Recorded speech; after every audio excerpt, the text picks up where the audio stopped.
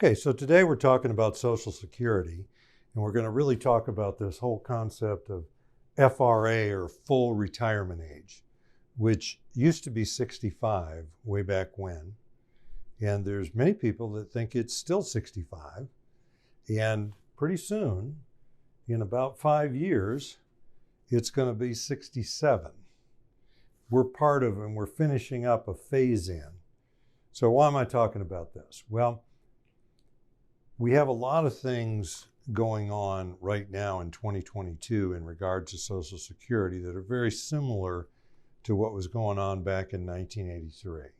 Is that people in the Social Security system themselves were saying, hey, things aren't adding up. We can't pay these benefits into the future. We're paying out more than we're collecting. We're all of these troubles. And then they got together a commission in the late 70s, I believe, or maybe it was the early 80s.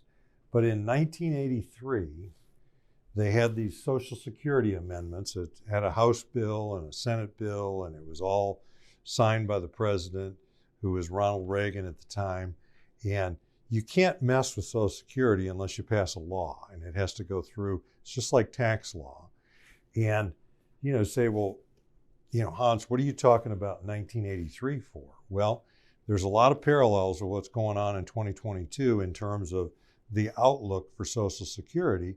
Secondly, the change that was put in force then is still not finished 40 some years later. And then furthermore, I have a lot of people that come to me, and they're coming to me for retirement planning, and we're looking at Social Security, Medicare, IRAs, income, taxes, all the stuff we look at. And when we get on Social Security, they're like, why is it 66 and 8 months? And then why is my husband 66 and 10 months?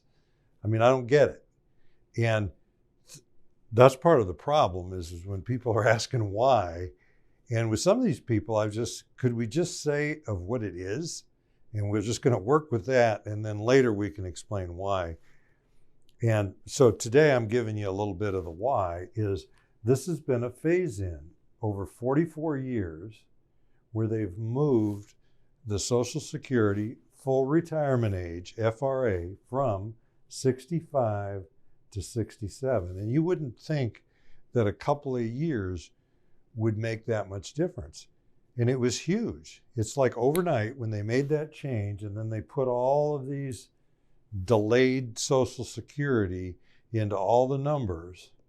It made things right all of a sudden, clear back in 1983, where we now had a favorable forecast for many years. And what I propose is they're going to do the same thing again. And this is only part of what they did back then, and they're going to have to do more. But they're going to move the full retirement age, I predict, again. And that's going to be part of the antidote for the problem that we hear about every spring of Social Security is running low on funds in about 2035. If we move the full retirement age a few years, that can be part of a thing that's going to shore the whole thing up. And before people start throwing stuff at me, I want to go back to 1983. And I want to tell you, I was 25 years old then. And I was in my business. I wasn't as educated and experienced as I am now, but I was in my business. So I read this whole thing. And I looked at it, and I looked at a 1958 birthday. I said, oh, so that means, I can't be full retirement to 66 and 8 months. And in those days, when you're looking forward, I'm thinking I'm retiring at 55 anyhow, because that's the way people used to do it back then. My dad was retiring in his late 50s, and I was talking about him with this, and what they were saying in the news is they said, oh, this doesn't affect you people now that are in your 50s and 60s, because we're not going to change you. You're staying at 65. This is going to affect the youngsters, and we're shoring up the Social Security for them. And that was me.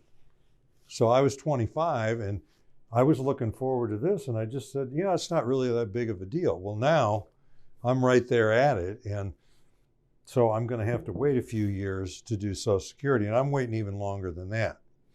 So, and that was just, this phase in was one of the things they did back in 1983. The second thing they did is they made Social Security benefits taxable for the people that could afford it. So, and that money just goes right back in the trust fund. So I remember specifically, my dad's Social Security check was $2,000. And that was his early Social Security, where he took it at, like 62. He took it as soon as he could. And then his tax rate then was about 40% by the time you put federal and state together. And that 40% of $2,000 was $800. So it was like they sent him $2,000, but then he gave 800 of it back, and that went right into the Social Security Trust Fund. Might still be there today. But if you tax the affluent, I'm not saying I'm for this or against it or whatever. It's just they did those two things to shore up the Social Security Trust Fund. One is they created this delayed retirement system that they phased in over 44 years. And secondly, they started taxing it.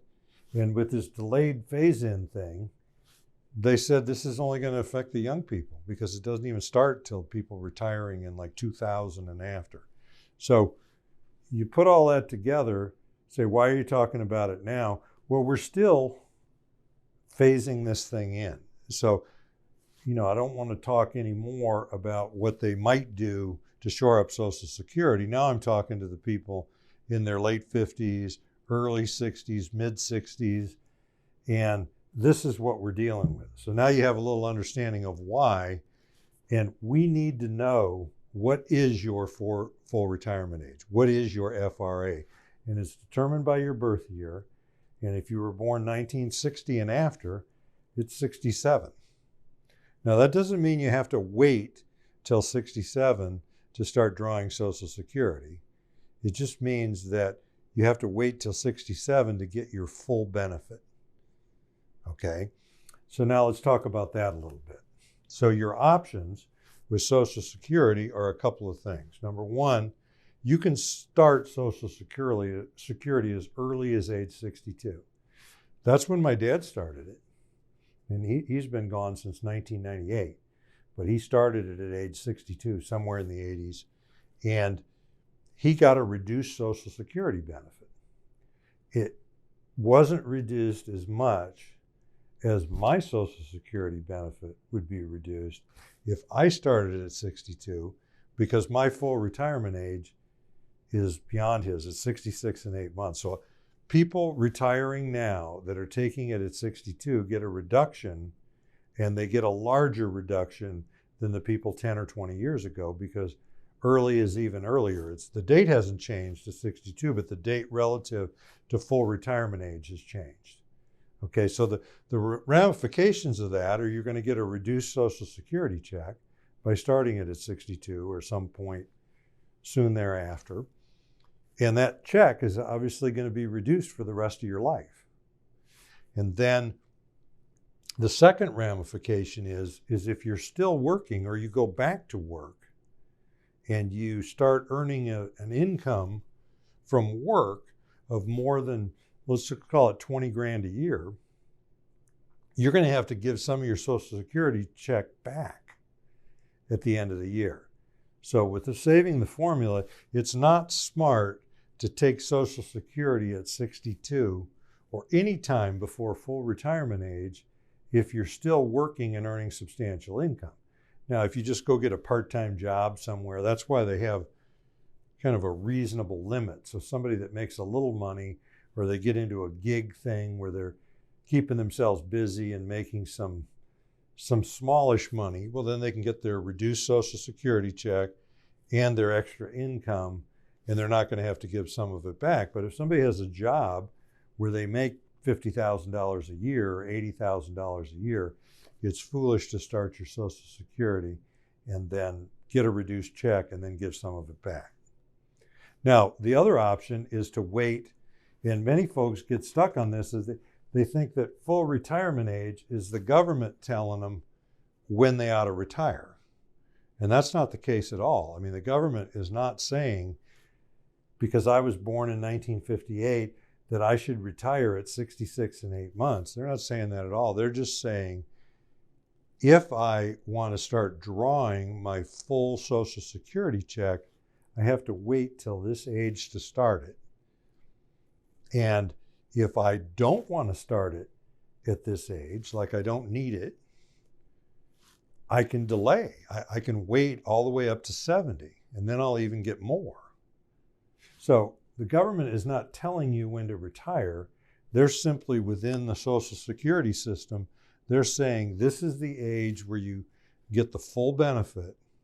And then what they're saying here as well is now you can make all the money you want. So like I'm doing my work and plan to continue my work well into my 70s if I can. Okay, I'm gonna just, I had a guy the other day, he told me this, and I'm gonna adopt it. He said, I want to die in the saddle. He's like 72 and still running his company. And if the good Lord is willing, I'm gonna stay doing this.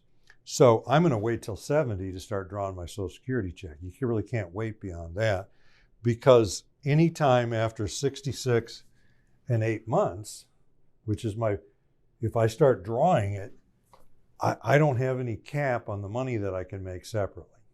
I will have to pay a lot of taxes on that money, but it's fine. I mean, you still get to keep what's left. And by waiting to 70, I'm going to get a significantly increased Social Security check. So, the government is not really telling you when to start your Social Security check. You can start it at 62 in 1 month, 62 in 2 months, 65 in 3. I mean, any month between 62 and 70, you can start your check. All they're telling you is when you reach full retirement age, appears like a moving target. So you got to look it up. It's not an even number. And then they're saying that when you reach that age, you can go ahead and take your check and still earn money from work.